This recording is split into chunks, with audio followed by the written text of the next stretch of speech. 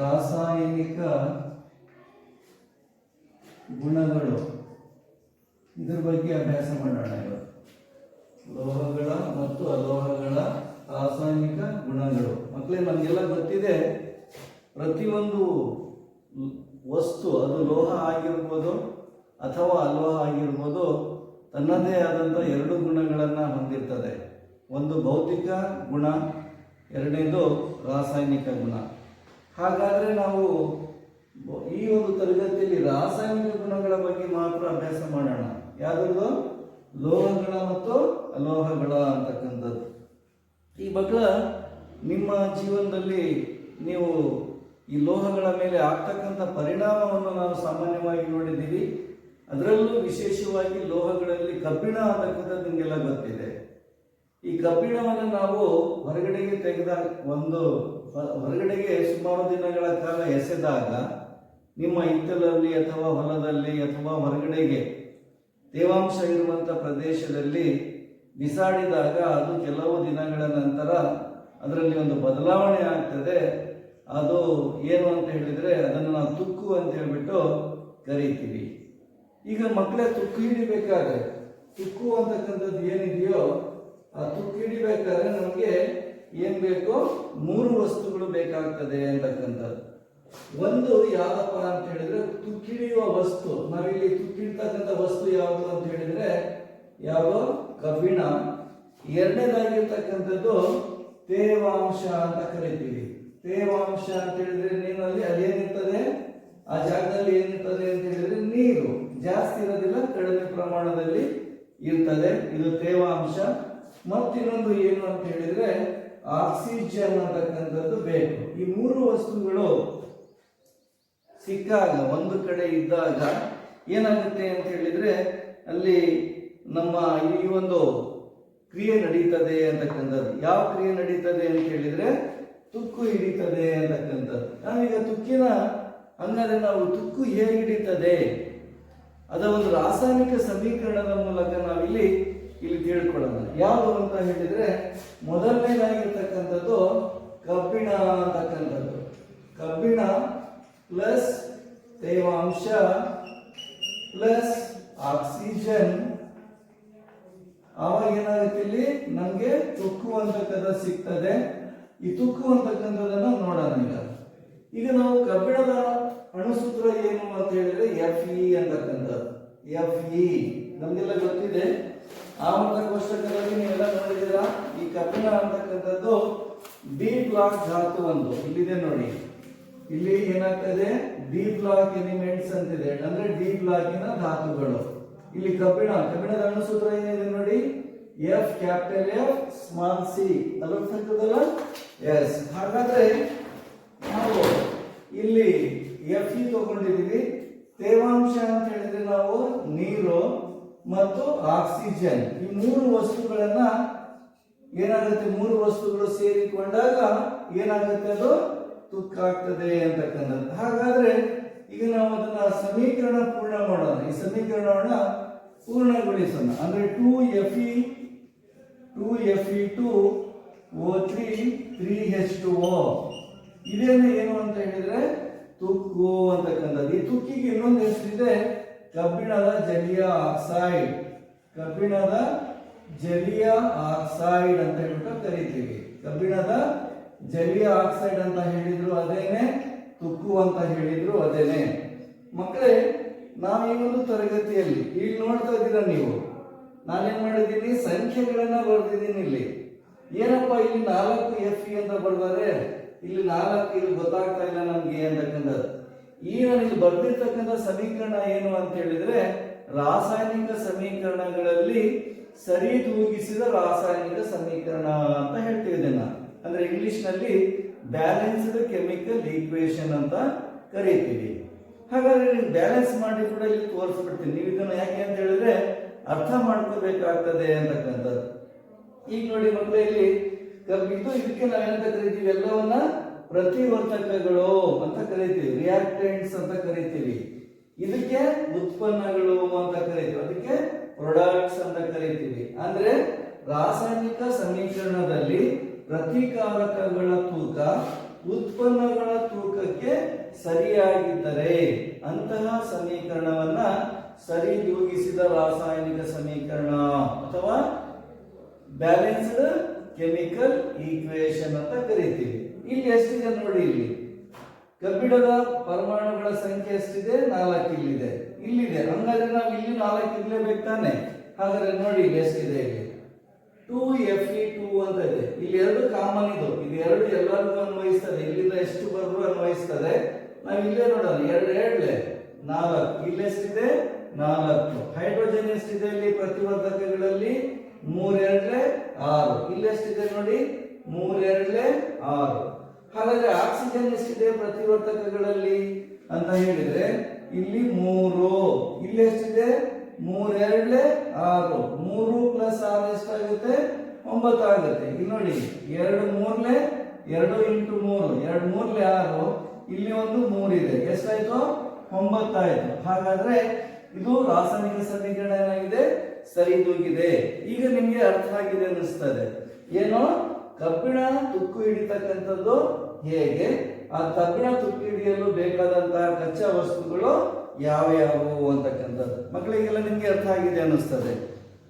ಈಗ ಕೆಲವು ಏನಾಗ್ತವೆ ಅಂತ ಹೇಳಿದ್ರೆ, ಇದು ನಾನು ಇಲ್ಲಿ ಹೇಳಿರ್ತಕ್ಕಂಥದ್ದು ಲೋಹಗಳು ಆಕ್ಸಿಜನ್ ಜೊತೆಗೆ ವರ್ತಿಸಿದಾಗ ಏನಾಗ್ತದೆ ಅಂತಕ್ಕಂಥದ್ದು. ಲೋಹ ಒಂದು ಕಬ್ಬಿಣ ಆಕ್ಸಿಜನ್ ಜೊತೆಗೆ ವರ್ತಿಸಿದಾಗ ಏನಾಗ್ತದೆ?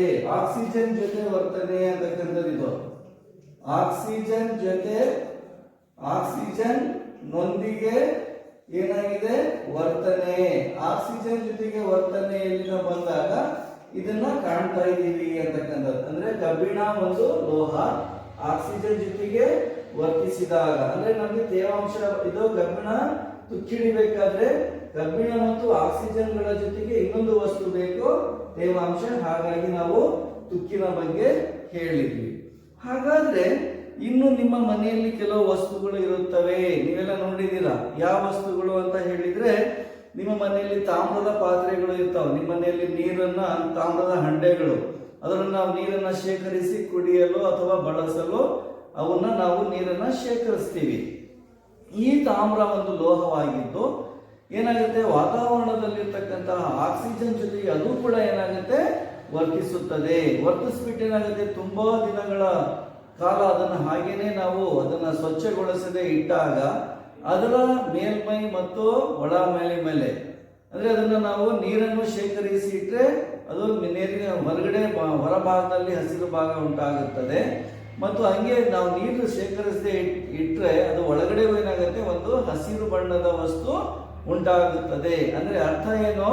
ತಾಮ್ರ, ನಾವೆಲ್ಲ ತಾಮ್ರ ನೋಡಿದಿರಲ್ಲ ನೀವೆಲ್ಲ ನೋಡಿ. ತಾಮ್ರ ಇಲ್ಲಿ ನಾನು ತೋರಿಸ್ತಾ ಇದ್ದೀನಿ. ತಾಮ್ರ ಅಂತಕ್ಕಂಥದ್ದು ಇದು. ಈ ತಾಮ್ರದ ತುಣುಕುಗಳು, ಇದು ನಾವು ತಾಮ್ರ ಅಂತ ಕರಿತೀವಿ. ನೀವು ಇನ್ನೊಂದು ನೋಡಿರ್ಬೋದು, ತಾಮ್ರವನ್ನ ತಾಮ್ರದ ತಂತಿಗಳು. ಇಲ್ಲಿ ನೋಡಿ ತಾಮ್ರ ಇದೆ ಅಲ್ವಾ, ಈ ತಾಮ್ರದ ಒಂದು ತಂತಿ ಇದು ಈ ತಾಮ್ರ ಇದೆಯಲ್ಲ, ಇದು ತಾಮ್ರ. ಇಂತಹ ಒಂದು ವಸ್ತುವನ್ನ ಬಳಸಿ, ಲೋಹವನ್ನು ಬಳಸಿ ಪಾತ್ರೆ ಪಳಗಗಳನ್ನ ಮಾಡ್ತಾರೆ. ಅವುಗಳು ವಾತಾವರಣದಲ್ಲಿರ್ತಕ್ಕಂಥ ಆಕ್ಸಿಜನ್ ಜೊತೆಗೆ ವರ್ತಿಸಿ ಏನ್ ಮಾಡ್ತವೆ ಅಂತ ಹೇಳಿದ್ರೆ, ಅವುಗಳು ತಮ್ಮ ಹೊಳಪನ್ನ ಕಳ್ಕೊಳ್ತವೆ. ಹಾಗಾದ್ರೆ ಅದರ ಸಮೀಕರಣವನ್ನು ಕೂಡ ನಾವು ಇವಾಗ ನೋಡೋಣ ಅಂತಕ್ಕಂಥದ್ದು. ಯಾವುದು ತಾಮ್ರ ಅಂತ ಹೇಳಿದ್ರಿ? ಏನು? Cu ಪ್ಲಸ್ ಏನು? H2O. Cu plus H2O. Cu ಅಂತ ಹೇಳಿದ್ರೇನು? ತಾಮ್ರ plus H2O plus CO2 plus O2. ಇವೆಲ್ಲ ವಸ್ತುಗಳು. ಇಲ್ಲಿ ನಾವು 2Cu ಅಂತ ತಗೊಳ್ತೀನಿ. ಇಲ್ಲಿ ಏನಾಗುತ್ತೆ ಅಂತ ಹೇಳಿದ್ರೆ, ನಾವು ಈ ಎಲ್ಲ ವಸ್ತುಗಳು ಅಂದ್ರೆ ತಾಮ್ರ, ನೀರು ಇರ್ತದೆ ಅಲ್ವಾ, ಒಳಗಡೆಗೆ ಪಾತ್ರೆ ಒಳಗೆ ನೀರು ಹಾಕಿರ್ತೀವಿ, ಅಥವಾ ಹೊರಗಡೆಯ ತೇವಾಂಶ ಇರ್ಬೋದು, ವಾತಾವರಣದಲ್ಲಿ ಆಕ್ಸಿಜನ್ ಇರ್ತದೆ, ಕಾರ್ಬನ್ ಡೈಆಕ್ಸೈಡ್ ಇರ್ತದೆ. ಇವುಗಳು ಸೇರಿಕೊಂಡು ಏನ್ ಮಾಡ್ತಾವಪ್ಪ ಅಂತ ಹೇಳಿದ್ರೆ ಕ್ಯಾಲ್ಸಿಯಂ ಹೈಡ್ರಾಕ್ಸೈಡ್ ಎಂಬ ಸಂಯುಕ್ತವನ್ನು ಉಂಟು ಮಾಡುತ್ತವೆ. ಪ್ಲಸ್ ಇದ್ರ ಜೊತೆಗೆ ಏನಾಗುತ್ತೆ? ಕ್ಯಾಲ್ಸಿಯಂ ಕಾರ್ಬನೇಟ್ ಎಂಬುವಂತಹ ಮತ್ತೊಂದು ವಸ್ತು ಏನಾಗುತ್ತೆ? ಇದು ಕೂಡ ಒಂದು ಉತ್ಪನ್ನ. ಎರಡು ಉತ್ಪನ್ನಗಳನ್ನು ನಾವಿಲ್ಲಿ ಕಾಣ್ತೀವಿ. ಅಂದ್ರೆ ಈ ಒಂದು ಹಸಿರು ಬಣ್ಣ ಅಂತಕ್ಕಂಥ ನಾವೇನ್ ಕರಿತೀವೋ, ಅಂದ್ರೆ ಈ ಒಂದು ತಾಮ್ರದ ಪಾತ್ರೆಯ ಮೇಲ್ಭಾಗದಲ್ಲಿ ಅಥವಾ ಒಳಭಾಗದಲ್ಲಿ ಹಸಿರು ಬಣ್ಣ ಏನು ಉಂಟಾಗ್ತದೆಯಲ್ಲ, ಅದನ್ನ ನಾವು ಈ ಹಸಿರು ಬಣ್ಣಕ್ಕೆ ಕಾರಣ ಯಾರಪ್ಪ ಅಂತ ಹೇಳಿದ್ರೆ ಈ ಎರಡು ಸಂಯುಕ್ತಗಳು ಅಂದ್ರೆ ಯಾವ ಸಂಯುಕ್ತಗಳು? ಕ್ಯಾಲ್ಸಿಯಂ ಹೈಡ್ರಾಕ್ಸೈಡ್ ಮತ್ತು ಕ್ಯಾಲ್ಸಿಯಂ ಕಾರ್ಬೊನೇಟ್ಗಳು ಎರಡೂ ಅದರ ಮೇಲೆ ಏನಾಗುತ್ತೆ, ಶೇಖರಿಸುವುದರಿಂದ ಆ ತಾಮ್ರದ ಬಣ್ಣ ಏನಾಗುತ್ತೆ ಅಂತ ಹೇಳಿದ್ರೆ ಹಸಿರು ಬಣ್ಣಕ್ಕೆ ಮಾರ್ಪಾಟಾಗುತ್ತದೆ ಅಂತ. ಮಕ್ಕಳಿಗೆ ನಿಮಗೆಲ್ಲ ಈಗ ಗೊತ್ತಾಗಿದೆ ಅನಿಸ್ತದೆ. ಈ ಒಂದು ಪದರವನ್ನ ನಾವೇನ್ ಮಾಡ್ತೀವಿ, ಹಬ್ಬ ಹರಿದಿನಗಳಲ್ಲಿ ನಮ್ಮ ಪೋಷಕರು ಏನ್ ಮಾಡ್ತಾರೆ, ನಮ್ಮ ತಾಯಂದಿರು ಅದನ್ನ ಬೇರೆ ಬೇರೆ ಒಂದು ಏನ್ ಮಾಡ್ತಾರೆ, ವಸ್ತುಗಳನ್ನ ಬಳಸಿ, ಅದು ಸಬೀನ ಆಗಿರ್ಬೋದು ಅಥವಾ ನಾವು ಇದು ಒಂದು ಇಟ್ಕೆ ಚೂರಿನ ಪುಡಿ ಆಗಿರ್ಬೋದು, ಅಥವಾ ನಾವು ಯಾವುದೇ ಒಂದು ವಿಮ್ ಬಾರ್ ಸೋಪ್ ಅನ್ನ ಬಳಸ್ಬಿಟ್ಟು ಮಾಡಬಹುದು, ಅಥವಾ ಬೂದಿಯನ್ನ ಮೊದಲೆಲ್ಲ ನಾವು ಹಿಂದಿನ ಕಾಲದಲ್ಲಿ ಇಟ್ಕೆಯ ಪುಡಿ ಅಥವಾ ಬೂದಿ ಏನ್ ಮಾಡ್ತಿದ್ರು, ಹಾಕ್ಬಿಟ್ಟು ತೆಗ್ತಾ ಇದ್ರು. ಇವತ್ತೆಲ್ಲ ಆಧುನಿಕ ದಿನಗಳಲ್ಲಿ ವಿಮ್ ಬಾರ್ ಅಂತ ಬಂದಿದೆ. ವಿಮ್ ಬಾರ್ ಅದನ್ನು ತಗೊಂಡ್ಬಿಟ್ಟು ಹಚ್ಬೋದು, ಅಥವಾ ಸಬೀನಾ ಪುಡಿ ಅಂತ ಬರ್ತದೆ, ಅದನ್ನ ಯಾವ್ದಾದ್ರು ಇವತ್ತನ್ನ ತಿಕ್ಕಿದಾಗ ಏನಾಗುತ್ತೆ, ಆ ತಾಮ್ರದ ಮೇಲೆ ಶೇಖರಿಸಿರುವಂತಹ ಈ ಎರಡು ಏನು ಸಂಯುಕ್ತಗಳು ಏನಾಗ್ತವೆ, ದೂರವಾಗ್ತವೆ. ಆವಾಗ ಆ ವಸ್ತು ಏನಾಗುತ್ತೆ, ಹೊಳಪಲು ಪ್ರಾರಂಭಿಸುತ್ತದೆ. ಈಗ ನಿಮಗೆ ಗೊತ್ತಾಗಿದೆ ಅನಿಸ್ತದೆ ಮಕ್ಕಳು. ಹಾಗಾದ್ರೆ ನಾವೀಗ ಇನ್ನೊಂದು ವಸ್ತು ಇದೆ. ಯಾವ್ದಪ್ಪ ವಸ್ತು ಅಂತ ಹೇಳಿದ್ರೆ, ನಾವು ಎರಡು ವಸ್ತುಗಳ ಬಗ್ಗೆ ಹೇಳಿದ್ವಿ. ಕಬ್ಬಿಣ ಆಕ್ಸಿಜನ್ ಜೊತೆಗೆ ವರ್ತಿಸಿ ತುಕ್ಕಿಡಿತಕ್ಕಂಥದ್ದು, ತಾಮ್ರ ಆಕ್ಸಿಜನ್ ಜೊತೆಗೆ ವರ್ತಿಸಿ ತಾಮ್ರದ ಮೇಲೆ ಹಸಿರು ಲೇಪನವನ್ನು, ಹಸಿರು ಬಣ್ಣವನ್ನು ಉಂಟು ಮಾಡತಕ್ಕಂಥದ್ದು. ಹಾಗಾದ್ರೆ ಈಗ ನಾವು ಮೂರನೇದಾಗಿರ್ತಕ್ಕಂಥದ್ದು ಯಾವುದು ಅಂತ ಹೇಳಿದ್ರೆ, ನಮ್ಮ ಮೆಗ್ನೀಷಿಯಂ ಅಂತಕ್ಕಂಥದ್ದು ಒಂದು ಲೋಹ ಇದೆ. ಯಾವುದು? ಮೆಗ್ನೀಷಿಯಂ ಅಂತಕ್ಕಂಥದ್ದು ಏನಿದೆ, ಒಂದು ಲೋಹ ಇದೆ. ಆ ಮೆಗ್ನೀಷಿಯಂ ಏನ್ ಮಾಡ್ತದೆ, ಆಕ್ಸಿಜನ್ ಜೊತೆಗೆ ಏನಾಗುತ್ತೆ, ವರ್ತಿಸುತ್ತದೆ. ವರ್ತಿಸ್ಬಿಟ್ಟು ಏನ್ ಮಾಡ್ತದೆ, ಒಂದು ಸಂಯುಕ್ತವನ್ನ ಉಂಟು ಮಾಡುತ್ತದೆ. ಅದರ ಹೆಸರು ಮೆಗ್ನೀಷಿಯಂ ಆಕ್ಸೈಡ್. ಮೆಗ್ನೀಷಿಯಂ ಆಕ್ಸೈಡ್ ಅಂತಕ್ಕಂತಹ ಒಂದು ಉತ್ಪನ್ನವನ್ನ ಬಿಡುಗಡೆ ಮಾಡುತ್ತದೆ. ಈಗ ಅಣುಸೂತ್ರ ಬರೆಯೋಣ. ನಾನೀಗ 2mg plus O2 is equal to 2mgO. ಈ 2m ಮೆಗ್ನೀಷಿಯಂ ಆಕ್ಸೈಡ್ ನಮಗೆಲ್ಲ ಗೊತ್ತಿದೆ. ಎಲ್ಲ ಲೋಹಗಳು ಏನಾಗ್ತವೆ, ನೀರಿನೊಂದಿಗೆ ವರ್ತಿಸಿ ಏನ್ ಮಾಡ್ತವೆ, ಲೋಹಗಳ ಆಕ್ಸೈಡ್ಸ್ಗಳು ಆಗ್ತವೆ. ಲೋಹಗಳ ಆಕ್ಸೈಡ್ಸ್ಗಳನ್ನ ನಾವು ಪ್ರತ್ಯಾಮ್ಲಗಳು ಅಂತ ಕರಿತೀವಿ. ಅಲೋಹಗಳ ಆಕ್ಸೈಡ್ಸ್ಗಳನ್ನು ಆಮ್ಲಗಳು ಅಂತ ಕರಿತೀವಿ. ಇದೆಲ್ಲ ಗೊತ್ತಿರ್ಬೇಕು ನಿಮ್ಗೆ. ಅಲೋಹದ ಆಕ್ಸೈಡ್ಸ್ಗಳು ಏನಿದಾವೋ ಅವುಗಳಿಗೆ ನಾವು ಆಮ್ಲಗಳು ಅಂತ ಕರಿತೀವಿ. ಎರಡನೇದು ಲೋಹದ ಆಕ್ಸೈಡ್ಸ್ಗಳು ಇರ್ತಾವಲ್ಲ, ಅವುಗಳಿಗೆ ನಾವು ಪ್ರತ್ಯಾಮ್ಲಗಳು ಅಂತ ಕರಿತೀವಿ. ಏನಂತ ಕರಿತೀವಿ? ಪ್ರತ್ಯಾಮ್ಲಗಳು ಅಂತ ಕರಿತೀವಿ. ಮಕ್ಕಳ, ಈಗ ನಿಮ್ಗೆ ಗೊತ್ತಾಗ್ತದೆ ಅನಿಸ್ತದೆ. ನಾವು ಯಾವುದೇ ಒಂದು ಅಲೋಹ, ಯಾವ್ಯಾವ ಲೋಹಗಳು ನಿಮ್ಗೆಲ್ಲ ಗೊತ್ತಿದೆ. ಈಗ ನಾವು ಆವರ್ತ ಕೋಷ್ಟಕವನ್ನು ನೋಡಿದಾಗ ತುಂಬಾ ಲೋಹಗಳು ಈಗ ನಾವು ನೋಡ್ತಾ ಇದೀವಿ. ಇಲ್ಲಿ ನೋಡಿ, ಆಕ್ಸಿಜನ್ ಇದೆ, ನೈಟ್ರೋಜನ್ ಇದೆ, ಕಾರ್ಬನ್ ಇದೆ, ಫ್ಲೋರಿನ್ ಇದೆ, ಕ್ಲೋರಿನ್ ಇದೆ. ಇವೆಲ್ಲವೂ ಕೂಡ ಅಲೋಹಗಳು. ಇವುಗಳು ನೀರಿನೊಂದಿಗೆ ವರ್ತಿಸಿ ಏನ್ ಮಾಡ್ತದೆ, ಅಥವಾ ಆಕ್ಸಿಜನ್ ಜೊತೆಗೆ ವರ್ತಿಸಿ ಆಯಾ ಲೋಹದ ಆಕ್ಸೈಡ್ಸ್ ಗಳನ್ನ ಕೊಡ್ತಾವ. ಈಗ ಕಬ್ಬಿಣ ಇದೆ, ಅರ್ಥ ಆಯ್ತಲ್ಲ. ಕ್ಯಾಲ್ಸಿಯಂ ಇದೆ, ಅನಂತರ ತಾಮ್ರ ಇದೆ. ಈ ರೀತಿಯಾಗಿ ಲೋಹಗಳು, ಸೋಡಿಯಂ ಇದೆ, ಪೊಟ್ಯಾಷಿಯಂ ಇದೆ, ಇವೆಲ್ಲವೂ ಕೂಡ ಲೋಹಗಳು. ಆ ಲೋಹಗಳು ಏನ್ ಮಾಡ್ತವೆ, ಲೋಹದ ಆಕ್ಸಿಜನ್ ಜೊತೆಗೆ ವರ್ತಿಸಿ ಲೋಹದ ಆಕ್ಸೈಡ್ಸ್ ಗಳನ್ನ ಉಂಟು ಮಾಡ್ತವೆ. ಈಗ ನಾವು ಇಷ್ಟು ತಿಳ್ಕೋಬೇಕು. ಆಮ್ಲ ಅಂತ ಹೇಳಿದ್ರೆ ಏನು, ಪ್ರತ್ಯಾಮ್ಲ ಅಂತ ಹೇಳಿದ್ರೆ ಏನು ಅಂದ್ರೆ, ಆಮ್ಲಗಳು ಆಗ್ಬೇಕಾದ್ರೆ ಅವುಗಳನ್ನ ಅಲೋಹದ ಆಕ್ಸೈಡ್ಸ್ಗಳು ಅಂತ ಕರಿತೀವಿ. ಅಲೋಹದ ಆಕ್ಸೈಡ್ಸ್ಗಳನ್ನೇ ನಾವು ಆಮ್ಲಗಳು ಅಂತ ಕರಿತೀವಿ. ಲೋಹದ ಆಕ್ಸೈಡ್ಸ್ಗಳನ್ನ ಪ್ರತ್ಯಾಮ್ಲಗಳು. ಅಲೋಹದ ಆಕ್ಸೈಡ್ಸ್ ಆಮ್ಲಗಳು, ಲೋಹದ ಆಕ್ಸೈಡ್ಸ್ ಪ್ರತ್ಯಾಮ್ಲಗಳು. ಈ ಆಮ್ಲಗಳು ಮತ್ತು ಪ್ರತ್ಯಾಮ್ಲಗಳನ್ನ ನಾವೇನ್ ಮಾಡ್ತೀವಿ, ಒಂದು ಲಿಟ್ಮಸ್ ಕಾಗದದ ಪರೀಕ್ಷೆ ಅಂತ ಹೇಳಿ, ಲಿಟ್ಮಸ್ ಪೇಪರ್ ಟೆಸ್ಟ್ ಅಂತ ಕರಿತೀವಿ.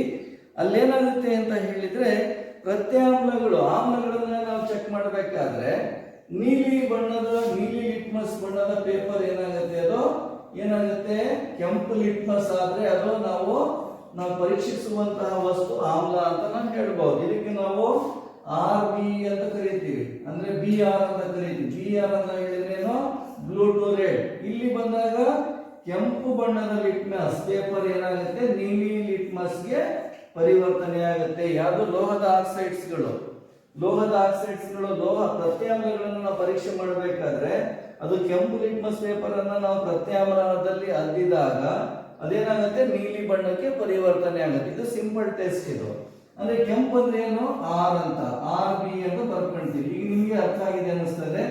ಆಮ್ಲಗಳು ಅಂತ ಹೇಳಿದ್ರೇನೋ ಪ್ರತ್ಯಾಮ್ಲಗಳು ಅಂತ ಹೇಳಿದ್ರೇನೋ ಆಮ್ಲಗಳನ್ನ ನೀಲಿ ಇದು ಲಿಟ್ಮಸ್ ಪೇಪರ್ ಯಾವ ಲಿಟ್ಮಸ್ ಪೇಪರ್ ಬಣ್ಣವನ್ನು ಯಾವ ಬಣ್ಣಕ್ಕೆ ಪರಿವರ್ತಿಸುತ್ತವೆ ಆಮ್ಲಗಳು.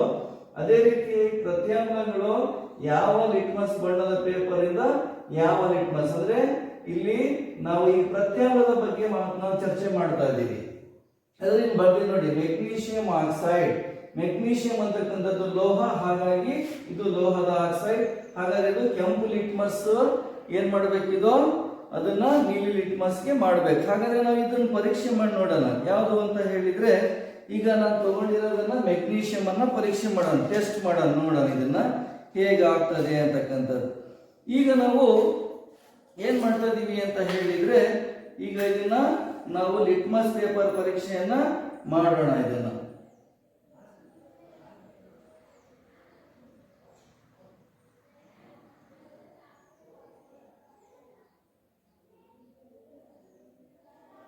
ಈಗ ನಾನಿಲ್ಲಿ ಕೈಯಲ್ಲಿ ತಗೊಂಡಿರ್ತಕ್ಕಂಥದ್ದು ಯಾವುದು ಅಂತ ಹೇಳಿದ್ರೆ ಇದು ಯಾವುದೋ ರಿಬ್ಬನ್, ಮೆಗ್ನೀಷಿಯಂ ರಿಬ್ಬನ್. ಇಲ್ಲಿ ಕಾಣ್ತಾ ಇದೆ ನೋಡಿ, ಮೆಗ್ನೀಷಿಯಂ ರಿಬ್ಬನ್ ಅನ್ನ ನಾವೇನ್ ಮಾಡಬೇಕು ಆಕ್ಸಿಜನ್ ಜೊತೆಗೆ ವರ್ತಿಸಿದಾಗ ಏನಾಗುತ್ತೆ ಮೆಗ್ನೀಷಿಯಂ ಆಕ್ಸೈಡ್. ಹಾಗಾದ್ರೆ ಈಗ ನಾವು ಚೆಕ್ ಮಾಡೋಣ, ನೋಡೋಣ.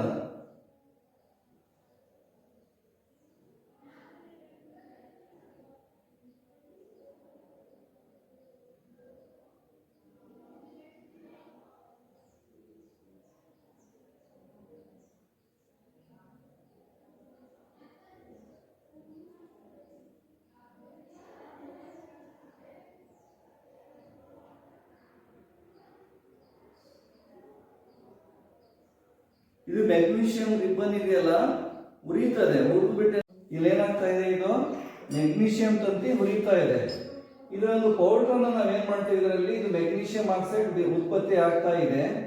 ಈ ಮೆಗ್ನೀಷಿಯಂ ಆಕ್ಸೈಡ್ ಉತ್ಪತ್ತಿ ಆಗ್ತಕ್ಕಂಥದ್ದನ್ನ ನಾವೇನ್ ಮಾಡ್ತೀವಿ ಅಂತ ಹೇಳಿದ್ರೆ ಅದನ್ನ ನಾವು ಶೇಖರಿಸಬೇಕು. ಇದನ್ನ ಮೆಗ್ನೀಷಿಯಂ ಆಕ್ಸೈಡ್ ಅನ್ನ ನಾವೇನ್ ಮಾಡ್ತೀವಿ ನೋಡಿ ಮೆಗ್ನೀಷಿಯಂ ಉರಿತಾ ಇದೆ ಮಕ್ಕಳೇ, ನೋಡ್ತಾ ಇದ್ದೀರಲ್ಲ ಈಗ ಮೆಗ್ನೀಷಿಯಂ ಏನಾಗ್ತಾ ಇದೆ ಉರಿತಾ ಇದೆ ನೋಡಿ. ಮೆಗ್ನೀಷಿಯಂ ಉರಿತಾ ಇರೋದನ್ನ ಏನಾಗ್ತಾ ಇದೆ ಮೆಗ್ನೀಷಿಯಂ ಆಕ್ಸಿಜನ್ ಜೊತೆಗೆ ವರ್ತಿಸ್ಬಿಟ್ಟು ಮೆಗ್ನೀಷಿಯಂ ಆಕ್ಸೈಡ್ ಅನ್ನ ಏನ್ ಮಾಡ್ತಾ ಇದೆ ಬಿಡುಗಡೆ ಮಾಡ್ತಾ ಇದೆ ಅಂತಕ್ಕಂಥದ್ದು. ಈ ಒಂದು ಮೆಗ್ನೀಷಿಯಂ ಆಕ್ಸೈಡ್ ಪುಡಿಯನ್ನ ನಾವೇನ್ ಮಾಡೋಣ ಅಂತ ಹೇಳಿದ್ರೆ ಇದಕ್ಕೆ ಸ್ವಲ್ಪ ನೀರನ್ನ ಮಿಕ್ಸ್ ಮಾಡೋಣ, ಇದನ್ನ ಸೇರಿಸೋಣ. ಇದನ್ನ ಸ್ವಲ್ಪ ನೀರನ್ನ ಬೆರಕೆ ಮಾಡಿ ಇದನ್ನ ಅಂದ್ರೆ ಬೆರೆಸುವುದು.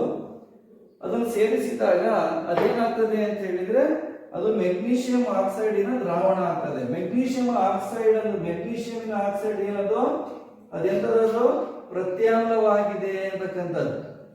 ಈಗ ನಮ್ಗೆಲ್ಲ ಗೊತ್ತಿದೆ ಪ್ರತ್ಯಾಮ್ಲಗಳು ಯಾವ ಬಣ್ಣದ ಲಿಟ್ಮಸ್ ಪೇಪರ್ ಅನ್ನು ಯಾವ ಬಣ್ಣಕ್ಕೆ ಪರಿವರ್ತಿಸುತ್ತವೆ ಅಥವಾ ಬದಲಾಯಿಸುತ್ತವೆ ಅಂತ ಹೇಳಿದ್ರೆ ನಮ್ಗೆಲ್ಲ ಗೊತ್ತಿದೆ ಕೆಂಪು ಲಿಟ್ಮಸ್ ನಿಂದ ನೀಲಿ ಲಿಟ್ಮಸ್ ಬಣ್ಣಕ್ಕೆ ಅವು ಪರಿವರ್ತಿಸುತ್ತವೆ ಅಂತಕ್ಕಂಥದ್ದು. ಮಕ್ಕಳೇ ಈಗ ನಾವಿಲ್ಲಿ ಇದನ್ನ ಪರೀಕ್ಷೆಯನ್ನ ಮಾಡಿ ತೋರಿಸ್ತೀನಿ. ಈಗ ನೋಡಿ ನನ್ನ ಕೈನಲ್ಲಿ ಇರ್ತಕ್ಕಂಥದ್ದು ಇದು ಯಾವುದು ಕೆಂಪು ಲಿಟ್ಮಸ್ ಪೇಪರ್, ಇದು ಯಾವುದು ನೀಲಿ ಲಿಟ್ಮಸ್. ನನ್ನ ಬಲಗೈಯಲ್ಲಿ ಇರ್ತಕ್ಕಂಥದ್ದು ನೀಲಿ ಲಿಟ್ಮಸ್, ಇದು ಕೆಂಪು ಲಿಟ್ಮಸ್. ಈಗ ನಮಗೆ ಬೇಕಾಗಿರೋದು ಎಂತ ಲಿಟ್ಮಸ್ ಪೇಪರ್ ಕೆಂಪು ಲಿಟ್ಮಸ್ ಪೇಪರ್. ಕೆಂಪು ಲಿಟ್ಮಸ್ ಪೇಪರ್ ಅನ್ನ ತಗೊಳ್ಳೋಣ. ಈ ಕೆಂಪು ಲಿಟ್ಮಸ್ ಪೇಪರ್ ಏನಾಗ್ಬೇಕು ಅವಾಗ ಅದು ಏನಾಗ್ಬೇಕು ನೀಲಿ ಲಿಟ್ಮಸ್ ಆಗ್ಬೇಕು. ಹಾಗಾದ್ರೆ ನಾವು ಇದನ್ನ ಈ ಒಂದು ದ್ರಾವಣಕ್ಕೆ ಅದ್ದಿ ನೋಡಿದ್ರಲ್ಲಿ ಹಾಕ್ತಾ ಇದ್ದೀವಿ. ಈಗ ಯಾವ ದ್ರಾವಣ ಇದು ಈ ಗಾಜಿನ ಪ್ರಮಾಣದಲ್ಲಿರ್ತಕ್ಕಂಥದ್ದು ಯಾವ್ದಿದು ಗಾಜಿನ ಪ್ರಮಾಣದಲ್ಲಿರ್ತಕ್ಕಂಥ ಒಂದು ಯಾವುದು ಮೆಗ್ನೀಷಿಯಂ ಆಕ್ಸೈಡಿನ ದ್ರಾವಣ ತಗೊಂಡಿದ್ದೀವಿ. ಈಗ ನಾವು ಏನ್ ಮಾಡ್ತಾ ಇದೀವಿ ಅದನ್ನ ಅದಕ್ಕೆ ಒಂದು ಕೆಂಪು ಲಿಟ್ಮಸ್ ಪೇಪರ್ ಅನ್ನ ಅದಕ್ಕೆ ಸೇರಿಸಿದೀವಿ. ನೋಡೋಣ ಅದೇನಾಗ್ತದೆ ಯಾವ ಬಣ್ಣಕ್ಕೆ ಬರ್ತದೆ ಅಂತಕ್ಕಂಥದ್ದನ್ನು ನೋಡಿದಾಗ ಮಕ್ಕಳೇ ಈಗ ನೀವು ನೋಡ್ತಾ ಇದ್ದೀರಾ ಇದರಲ್ಲಿ ಯಾವ ಬಣ್ಣ ಬಂದಿದೆ ಅಂತಕ್ಕಂಥದ್ದನ್ನು ನಾವು ನೋಡಿದಾಗ ಇದರಲ್ಲಿ ನಾವು ಏನ್ ಕಾಣ್ತಾ ಇದ್ದೀವಿ ಅದರಲ್ಲಿ ಯಾವ ಬಣ್ಣದ ಲಿಟ್ಮಸ್ ಪೇಪರ್ ಬಂದಿದೆ ಅಂತಕ್ಕಂಥದ್ದನ್ನ ನಾವಿಲ್ಲಿ ನೋಡ್ತಾ ಇದ್ದೀವಿ. ಯಾವ ಬಣ್ಣದ ಲಿಟ್ಮಸ್ ಪೇಪರ್ ಬಂದಿದೆ ಅಂತ ಹೇಳಿದ್ರೆ ಇಲ್ಲಿ ಕಾಣ್ತಾ ಇದೆ ನೋಡ್ರಿ. ಯಾವ ಬಣ್ಣ ಇದೆ ಇಲ್ಲಿ? ನಾವು ಈ ಬಣ್ಣವನ್ನು ನೋಡ್ತಾ ಇದ್ದೀವಿ. ಯಾವ ಬಣ್ಣ ಇದೆ ಅಂತ ಹೇಳಿದ್ರೆ ಇದು ನೀಲಿ ಲಿಟ್ಮಸ್ ಆಗಿದೆ ಅಂತಕ್ಕಂಥದ್ದು. ನೀಲಿ ಲಿಟ್ಮಸ್ ಬಣ್ಣಕ್ಕೆ ಬಂದಿದೆ ಅಂತಕ್ಕಂಥದ್ದು. ಅರ್ಥ ಆಗ್ತದೆಯಲ್ಲ? ನೀಲಿ ಲಿಟ್ಮಸ್ ಇಲ್ಲಿ ಕಾಣ್ತದೆ ನೋಡಿ. ನೀಲಿ ಒಳಗಡೆ ಹಾಕಿದ್ದೀನಿ ನಾನು. ಅದು ಕೆಂಪು ಬಣ್ಣದಿಂದ ಯಾವ ಬಣ್ಣಕ್ಕೆ ಬಂದಿದೆ? ನೀಲಿ ಲಿಟ್ಮಸ್. ಇನ್ನೊಂದು ಸಿಂಪಲ್ ಒಂದು ಪರೀಕ್ಷೆಯನ್ನು ಕೂಡ ಮಾಡಿ ನೋಡಬಹುದು. ಈಗ ನಾನು ಇನ್ನೊಂದು ಹೇಳಿದ್ದೆ, ಯಾವುದು?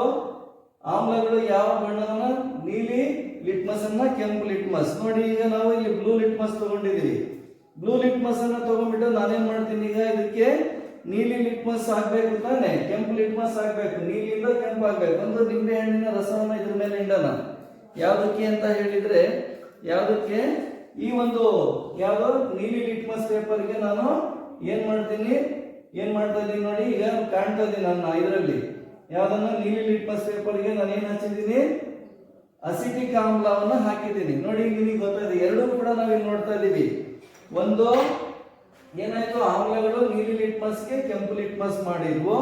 ಆಮೇಲೆ ಪ್ರತ್ಯಾಮ್ಲಗಳು ಕೆಂಪು ಲಿಟ್ಮಸ್ ಅನ್ನ ನೀಲಿ ಲಿಟ್ಮಸ್ ಮಾಡಿದೆ ಅಂತಕ್ಕಂಥದ್ದು. ಈ ರೀತಿಯಾಗಿ ನಾವು ಆಮ್ಲಗಳು ಮತ್ತು ಪ್ರತ್ಯಾಮ್ಲಗಳ ಒಂದು ಪರೀಕ್ಷೆಯನ್ನು ಕೂಡ ಮಾಡಬಹುದು ಅಂತಕ್ಕಂಥದ್ದು. ಮಕ್ಕಳು, ಈಗ ನಿಮಗೆ ಅರ್ಥ ಆಗಿದೆ ಅನಿಸ್ತಾ ಇದೆ. ಈಗ ನಮ್ಗೇನ್ ಗೊತ್ತಾಯ್ತು? ಸಾಮಾನ್ಯವಾಗಿ ಎಲ್ಲ ಲೋಹೀಯ ಆಕ್ಸೈಡ್ಸ್ಗಳು ಏನಾಗಿರ್ತವೆ? ಪ್ರತ್ಯಾಮ್ಲಗಳಾಗಿರುತ್ತವೆ ಅನ್ನೋದು ನಮ್ಗೆ ಗೊತ್ತಾಯ್ತು. ಹಾಗಾದ್ರೆ ಮಕ್ಕಳ, ಈಗ ನಾವು ಈ ಇನ್ನೊಂದು ಅಲೋಹ ಇದೆ. ಯಾವುದು ಅಂತ ಹೇಳಿದ್ರೆ ಗಂಧಕ ಅಂತಕ್ಕಂಥದ್ದು ಬಂದಿದೆ. ಗಂಧಕ ಅಂತಕ್ಕಂಥದ್ದು ಒಂದು ಅಲೋಹ ಇದೆ. ಅದೇನ್ ಮಾಡ್ತದೆ? ಆಕ್ಸಿಜನ್ ಜೊತೆಗೆ ವರ್ತಿಸ್ತದೆ. ಇಲ್ಲಿ ನೋಡಿ, ಗಂಧಕ ಪರಮಾಣು ಸಂಖ್ಯೆ 16. ಇದು ಪಿ ಬ್ಲಾಕ್ ನಲ್ಲಿ ಬರ್ತದೆ. ಈ ಒಂದು ಗಂಧಕ ಅಥವಾ ನಾವು ಇದನ್ನ ಸಲ್ಫರ್ ಅಂತ ಕರೀತೀವಿ. ಇದು ಏನ್ ಮಾಡ್ತದೆ ಅಂತ ಹೇಳಿದ್ರೆ ವಾತಾವರಣದಲ್ಲಿರ್ತಕ್ಕಂಥ ಆಕ್ಸಿಜನ್ ಜೊತೆಗೆ ವರ್ತಿಸಿ ಗಂಧಕದ ಡೈಆಕ್ಸೈಡ್ ಅನ್ನ ಏನ್ ಮಾಡ್ತದೆ? ಉಂಟು ಮಾಡುತ್ತದೆ. ನಾನಿಲ್ಲಿ ಮೇಲ್ಮುಖದ ಬಣ್ಣದ ಗುರುತು ಹಾಕಿದ್ದೀನಿ. ಯಾಕೆ ಅಂತ ಹೇಳಿದ್ರೆ ಇದು ಅನಿಲ ರೂಪದ ವಸ್ತು, ಗಂಧಕದ ಡೈಆಕ್ಸೈಡ್. ಈ ಗಂಧಕದ ಡೈಆಕ್ಸೈಡ್ ಪುನಃ ಏನಾಗುತ್ತೆ? ಆಕ್ಸಿಜನ್ ಜೊತೆಗೆ ವರ್ತಿಸಿ ಗಂಧಕದ ಟ್ರೈಆಕ್ಸೈಡ್ ಅನ್ನ ಏನ್ ಮಾಡ್ತದೆ? ಉಂಟು ಮಾಡ್ತದೆ. ಈ ಗಂಧಕದ ಟ್ರೈಆಕ್ಸೈಡ್ ಏನಾಗುತ್ತೆ? ಮಳೆಯ ನೀರಿನೊಂದಿಗೆ ಅಥವಾ ನೀರಿನೊಂದಿಗೆ ವರ್ತಿಸಿ ಏನ್ ಮಾಡ್ತದೆ? ಗಂಧಕ ಆಮ್ಲವನ್ನ ಉಂಟು ಮಾಡ್ತದೆ ಅಥವಾ ಸಲ್ಫ್ಯೂರಿಕ್ ಆಮ್ಲವನ್ನ ಉಂಟು ಮಾಡುತ್ತದೆ. ಮಕ್ಕಳಿಗೆ ನಿಮ್ಗೆಲ್ಲ ಗೊತ್ತಾಗ್ತಾ ಇದೆ. ನನಗೆ ಏನ್ ಹೇಳಿದೆ ಇಲ್ಲಿ? ಅಲೋಹದ ಆಕ್ಸೈಡ್ಸ್ಗಳು ಏನಾಗಿರ್ತವೆ? ಆಮ್ಲಗಳಾಗಿರುತ್ತವೆ. ಒಂದು ಗಂಧಕ ಅಥವಾ ಸಲ್ಫರ್ ಅಂತಕ್ಕಂಥದ್ದು ಒಂದು ಅಲೋಹ ವಸ್ತು ಆಕ್ಸಿಜನ್ ಜೊತೆಗೆ ವರ್ತಿಸಿ ಗಂಧಕದ ಡೈಆಕ್ಸೈಡ್. ಈ ಗಂಧಕದ ಡೈಆಕ್ಸೈಡ್ ಒಂದು ಏನಾಗಿದೆ? ಆಕ್ಸಿಜನ್ ಪರಮಾಣುವಿನೊಂದಿಗೆ ಸೇರಿಕೊಂಡು ಗಂಧಕದ ಟ್ರೈಆಕ್ಸೈಡ್ ಆಯ್ತು. ಗಂಧಕ ಟ್ರೈ ಆಕ್ಸೈಡ್. ಈ ಗಂಧಕದ ಟ್ರೈಆಕ್ಸೈಡ್ ನೀರಿನಿಂದ ವರ್ತಿಸಿ ಗಂಧಕ ಆಮ್ಲವನ್ನ ಉಂಟು ಮಾಡಿದೆ ಅಥವಾ ಸಲ್ಫ್ಯೂರಿಕ್ ಆಮ್ಲವನ್ನ ಉಂಟು ಮಾಡಿದೆ ಅಂತಕ್ಕಂಥದ್ದು. ಈ ರೀತಿಯಾಗಿ ನಾವು ಏನ್ ಮಾಡಿದ್ವಿ ಇಷ್ಟೊತ್ತು? ಈ ಲೋಹ ಮತ್ತು ಅಲೋಹಗಳ ರಾಸಾಯನಿಕ ಗುಣಗಳಲ್ಲಿ ಮೊದಲನೇದು ಯಾವುದು? ಆಕ್ಸಿಜನ್ ನೊಂದಿಗೆ ವರ್ತನೆಯಲ್ಲಿ ನಾವು ಅನೇಕ ಸಮೀಕರಣಗಳನ್ನ ಬದಲಾವಣೆಗಳನ್ನ ಕಾಣ್ವಿ. ಈಗ ಅದೇ ರೀತಿಯಾಗಿ ನೀರಿನೊಂದಿಗೆ ವರ್ತನೆ ಹೇಳ್ತಾ ಇದೆ. ನೀರಿನೊಂದಿಗೆ ವರ್ತನೆ.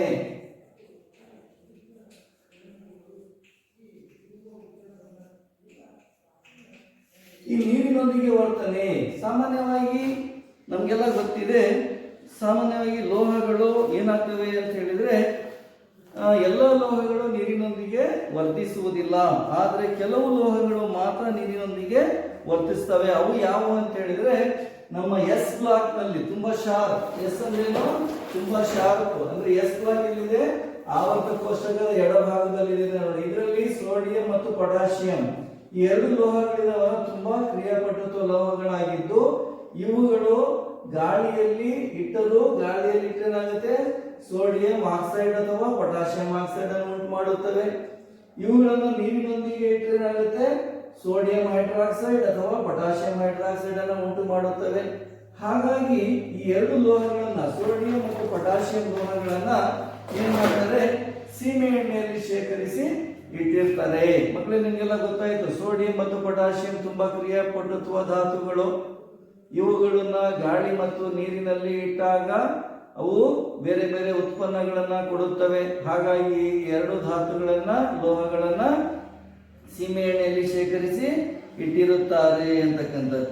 ಹಾಗಾದ್ರೆ ನಾವೀಗ ಸೋಡಿಯಂ ಲೋಹವನ್ನ ತೆಗೆದುಕೊಳ್ಳೋಣ. ಯಾವುದು ಸೋಡಿಯಂ ಅಂತ ಹೇಳಿದ್ರೇನು Na ಪ್ಲಸ್ ಏನ್ ಮಾಡೋದು ಸೋಡಿಯಂ ಅನ್ನ ತಗೊಳ್ಳೋಣ H2O 2Na plus 2H2O is equal to 2NaOH plus H2O hydrogen ಅನಿಲವನ್ನು ಬಿಡುಗಡೆ ಮಾಡುತ್ತದೆ. ಇದೇನಿದು ಸೋಡಿಯಂ ಹೈಡ್ರಾಕ್ಸೈಡ್ ಲೋಹದ ಆಕ್ಸೈಡ್. ಇದು ಲೋಹದ ಆಕ್ಸೈಡ್ ಅಂದ್ರೆ ಇದೇನಾಗಿರ್ಬೇಕು ಪ್ರತ್ಯಮ್ಲ ಆಗಿದೆ ಅಂತಕ್ಕಂಥದ್ದು.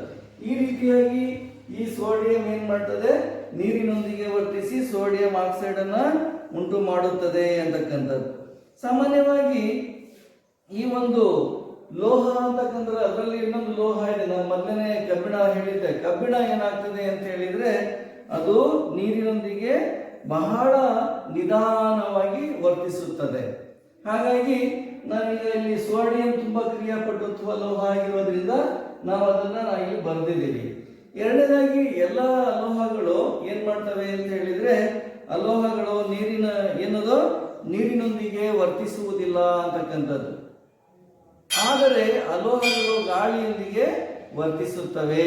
ಅಲೋಹಗಳು ನೀರಿನೊಂದಿಗೆ ವರ್ತಿಸುವುದಿಲ್ಲ, ಆದರೆ ಅವು ಗಾಳಿಯೊಂದಿಗೆ ಏನ್ ಮಾಡ್ತವೆ ವೇಗವಾಗಿ ವರ್ತಿಸ್ತವೆ ಅಂತಕ್ಕಂಥದ್ದು. ಹಾಗಾಗಿ ನಾವು ಈ ಒಂದು ಅಲೋಹಗಳನ್ನ ಏನ್ ಮಾಡ್ತೀವಿ ನೀರಿನಲ್ಲಿ ಶೇಖರಿಸಿ ಇಟ್ಟಿರುತ್ತೇವೆ.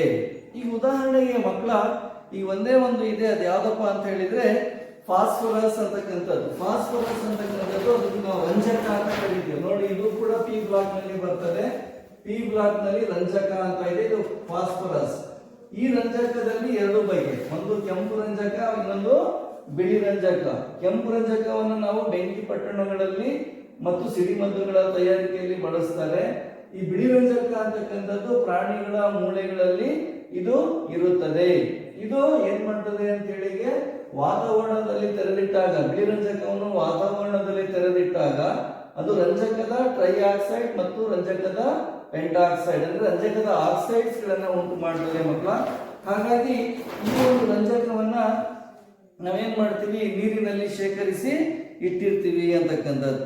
ಹಾಗಾಗಿ ನಾವು ಇದು ನಮ್ಗೆ ಗೊತ್ತಾಗಿದೆ ಅಂತಕ್ಕಂಥದ್ದು. ಮಕ್ಕಳ ನಿಮ್ಗೆ ಈಗ ನಾವೇನ್ ಮಾಡಿದ್ವಿ, ನಾವು ಅನೇಕ ಅಂಶಗಳನ್ನ ತಿಳ್ಕೊಂಡ್ವಿ. ಯಾವ್ದ್ರ ಬಗ್ಗೆ? ಈಗ ನೀರಿನೊಂದಿಗೆ ವರ್ತನೆಯಲ್ಲಿ ಎರಡು ಬಗೆ. ಒಂದು ಸೋಡಿಯಂನ ಒಂದು ಸಮೀಕರಣ ಪರೀಕ್ಷೆಯಲ್ಲಿ ಕೇಳಬಹುದು. ಸೋಡಿಯಂ ನೀರಿನೊಂದಿಗೆ ವರ್ತಿಸಿದಾಗ ಏನನ್ನ ಉತ್ಪತ್ತಿ ಮಾಡ್ತದೆ, ಏನನ್ನ ಉಂಟು ಮಾಡ್ತದೆ ಅಂತಕ್ಕಂಥದ್ದು ಒಂದು. ಅಲೋಹಗಳು ನೀರಿನೊಂದಿಗೆ ವರ್ತಿಸುವುದಿಲ್ಲ, ಆದರೆ ಗಾಳಿಯೊಂದಿಗೆ ವೇಗವಾಗಿ ವರ್ತಿಸ್ತವೆ. ಅದರಲ್ಲೂ ವಿಶೇಷವಾಗಿ ನಾವು ರಂಜಕವನ್ನ ತೆಗೆದುಕೊಂಡಿದ್ದೀವಿ. ಈ ಬಿಳಿ ರಂಜಕವನ್ನ ನಾವೇನ್ ಮಾಡ್ತೀವಿ ನೀರಿನಲ್ಲಿ ಶೇಖರಿಸಿ ಇಟ್ಟಿರ್ತೀವಿ. ಇಷ್ಟು ನೀವು ತಿಳ್ಕೊಂಡ್ರೆ ಸಾಕನ್ನಿಸ್ತಾ ಇದೆ ಮಕ್ಕಳ. ಈ ಒಂದು ತರಗತಿಯಲ್ಲಿ ನೀವು ಈ ಒಂದು ಅಧ್ಯಾಯದಲ್ಲಿ ಬರ್ತಕ್ಕಂಥ ಒಂದು ಲೋಹಗಳು ಮತ್ತು ಅಲೋಹಗಳ ರಾಸಾಯನಿಕ ಗುಣಗಳಲ್ಲಿ ಎರಡು ಅಂಶಗಳು, ಒಂದು ಗಾಳಿಯೊಂದಿಗೆ ವರ್ತನೆ, ಮತ್ತೊಂದು ನೀರಿನೊಂದಿಗೆ ವರ್ತನೆ, ಹೇಗೆ ಲೋಹಗಳು ಉತ್ಪನ್ನಗಳನ್ನು ಕೊಡ್ತವೆ ಅಂತಕ್ಕಂಥದ್ದನ್ನ ತಿಳ್ಕೊಂಡ್ವಿ. ಹಾಗಾದ್ರೆ ನಾವು ಕೆಲವು ಪ್ರಶ್ನೆಗಳನ್ನ ಈಗ ಈ ತರಗತಿಯಲ್ಲಿ ಕೇಳಕ್ ಇಷ್ಟಪಡ್ತೀನಿ. ಯಾವುದು ಅಂತ ಹೇಳಿದ್ರೆ ನಾವು ಮೊದಲನೇದಾಗಿ ಹೇಳಿದ್ರೆ ಯಾವುದು ಅಂತ ಹೇಳಿದ್ರೆ ತುಕ್ಕು ಅಂತಕ್ಕಂಥದ್ದು ಇದೆಯಲ್ಲ, ತುಕ್ಕಿಡಿಬೇಕಾದ್ರೆ ಅದಕ್ಕೆ ಯಾವ್ಯಾವ ಕಚ್ಚಾ ವಸ್ತುಗಳು ಬೇಕು? ತುಕ್ಕಿಡಿಬೇಕಾದ್ರೆ ನಾನು ಹೇಳಿದ್ದೆ 3 ವಸ್ತುಗಳು ಬೇಕು ಅಂತಕ್ಕಂಥದ್ದು. ಯಾವ್ಯಾವ ವಸ್ತುಗಳು? ಎಸ್, ತುಕ್ಕಿಡಿಬೇಕಾದ್ರೆ ನೋಡಿ ಇಲ್ಲೊಂದು ವಸ್ತು ಇದೆ, ತುಕ್ಕಿಡಿದಿದೆ. ಇದು ನಾನು ಇಲ್ಲಿ ತೋರಿಸ್ತಾ ಇದ್ದೀನಲ್ಲ, ಇದು ವಸ್ತು ಏನಾಗಿದೆ, ಇದು ತುಕ್ಕಿಡಿದಿದೆ. ಇದು ತುಕ್ಕಿಡಿದಿರೋದ್ರಿಂದ ಇದು ಈ ತರ ಆಗಿದೆ. ತುಕ್ಕಿಡಿದೆ ಇರತಕ್ಕಂಥ ವಸ್ತು ಹೆಂಗಿರ್ತದೆ ನೋಡಿ, ನಾನು ತೋರಿಸ್ತಾ ಇದ್ದೀನಿ. ಇದು ಏನಾಗ್ತದೆ, ಬಳುತ್ತಾ ಇದೆ, ಇದು ತುಕ್ಕಿಡಿದು ಬಿಟ್ಟಿದೆ ಇದಕ್ಕೆ. ಹಾಗಾಗಿ ನಾವು ಇದನ್ನ ವ್ಯತ್ಯಾಸ ಕಾಣ್ತಾ ಇದ್ದೀವಿ. ತುಕ್ಕಿಡಿಬೇಕಾದ್ರೆ ಏನೇನ್ ಬೇಕು? ಕಬ್ಬಿಣ ಬೇಕು. ಆಮೇಲೆ ಇನ್ನೇನ್ ಬೇಕು? ವಾತಾವರಣದಲ್ಲಿ ಏನಿರ್ತದೆ? ಗಾಳಿ ಅಂದ್ರೆ ಆಕ್ಸಿಜನ್. ಮತ್ತಿನ್ನೇನ್ ಬೇಕು?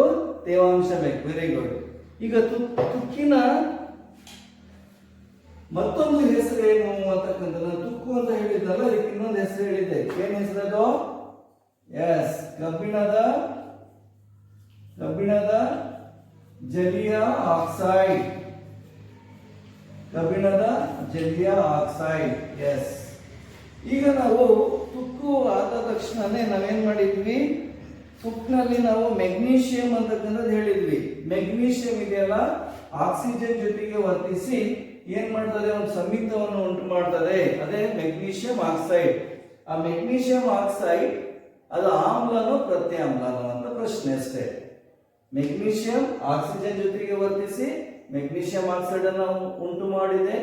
ಆ ಮೆಗ್ನೀಷಿಯಂ ಆಕ್ಸೈಡ್ ಇದೆಯಲ್ಲ ಅದು ಆಮ್ಲನೋ ಅಥವಾ ಪ್ರತ್ಯಾಮ್ಲನೋ? ಎಸ್, ಏನು ಪ್ರತ್ಯಾಮ್ಲ. ಈಗ ನಾನು ಪ್ರಶ್ನೆ ಇನ್ನೊಂದೇನಪ್ಪಾ ಅಂತ ಹೇಳಿದ್ರೆ, ಆಮ್ಲಗಳು ಯಾವ ಬಣ್ಣದಿಂದ ಯಾವ ಬಣ್ಣಕ್ಕೆ ಏನ್ ಮಾಡ್ತವೆ, ಬದಲಾಯಿಸುತ್ತವೆ ಅಂತಕ್ಕಂಥದ್ದು. ಈಗ ನಾನಿಲ್ಲಿ ನನ್ನ ಕೈನಲ್ಲಿ ಎರಡು ಏನು ಲಿಟ್ಮಸ್ ಕಾಗದಗಳನ್ನು ನಾವಿಲ್ಲಿ ನೋಡ್ತಾ ಇದ್ದೀವಿ. ಲಿಟ್ಮಸ್ ಕಾಗದಗಳನ್ನ ನೋಡ್ತಾ ಇದೀವಿ. ಹಾಗಾದ್ರೆ ಪ್ರತ್ಯಾಮ್ಲಗಳು ಯಾವ ಬಣ್ಣದಿಂದ ಯಾವ ಬಣ್ಣವನ್ನು ಬದಲಾಯಿಸ್ತದೆ? ಲಿಟ್ಮಸ್ ಪೇಪರ್ ಪರೀಕ್ಷೆ ಮಾಡಬೇಕಾದ್ರೆ ಪ್ರತ್ಯಾಮ್ಲ ನಾನು ಕೇಳ್ತಾ ಇದ್ದೀನಿ. ಪ್ರತ್ಯಾಮ್ಲಗಳು ಏನ್ ಮಾಡ್ತವೆ, ಕೆಂಪು ಲಿಟ್ಮಸ್ ಪೇಪರ್ ಅನ್ನು ನೀಲಿ ಲಿಟ್ಮಸ್ ಆಗಿ ಅದು ಪರಿವರ್ತಿಸುತ್ತವೆ. ಸರಿ ಮಕ್ಕಳ, ತಿಳ್ಕೊಂಡಿದ್ದೀರ? ಕರೆಕ್ಟ್. ಈಗ ನಾವು ಏನಾಗಿದೆ ಅಂತ ಹೇಳಿದ್ರೆ, ಈ ಒಂದು ಇನ್ನೊಂದು ಹೇಳಿದ್ವಿ, ನೀರಿನೊಂದಿಗೆ ವರ್ತನೆ ಅಂತ ಹೇಳಿದ್ರೆ ಎರಡು ಕ್ರಿಯಾಪಟುತ್ವ ಲೋಹಗಳು ಯಾವುವು ಅಂತ ಕೇಳಿದೆ. ಯಾವ ಕ್ರಿಯಾಪಟುತ್ವ ಲೋಹಗಳು? ಅವು ಗಾಳಿಯಲ್ಲಿಟ್ರು ನೀರಿನಲ್ಲಿಟ್ರು ಏನ್ ಮಾಡ್ತವೆ, ರಾಸಾಯನಿಕ ಕ್ರಿಯೆಯನ್ನು ಉಂಟು ಮಾಡುತ್ತವೆ. ಹಾಗಾಗಿ ಅವುಗಳನ್ನ ಸೀಮೆಎಣ್ಣೆಯಲ್ಲಿ ಶೇಖರಿಸಿಟ್ಟಿರ್ತಾರೆ. ಯಾವ್ದದು? ಎಸ್, ಸೋಡಿಯಂ ಮತ್ತು ಇನ್ನೊಂದು ಯಾವುದು, ಪೊಟ್ಯಾಷಿಯಂ. ಗೊತ್ತಾಯ್ತಲ್ಲ? ಇವುಗಳನ್ನು ನಾವು ಸೀಮೆಎಣ್ಣೆಯಲ್ಲಿ ಶೇಖರಿಸಿ ಇಟ್ಟಿರ್ತೀವಿ. ಸರಿ ಮಕ್ಕಳ, ಈಗ ನಾವು ಈ ಒಂದು ತರಗತಿಯಲ್ಲಿ ಇಷ್ಟು ಅಂಶಗಳನ್ನ ನಾವು ತಿಳ್ಕೊಂಡಿದ್ದೀವಿ. ಹಾಗಾಗಿ ತಾವು ಈ ಒಂದು ಅವಧಿಯಲ್ಲಿ ಶಾಂತ ರೀತಿಯಾಗಿ ಈ ಒಂದು ಪಾಠವನ್ನು ಆಲಿಸಿದಕ್ಕೋಸ್ಕರವಾಗಿ ತಮಗೆ ಧನ್ಯವಾದಗಳು. ನಮಸ್ಕಾರ.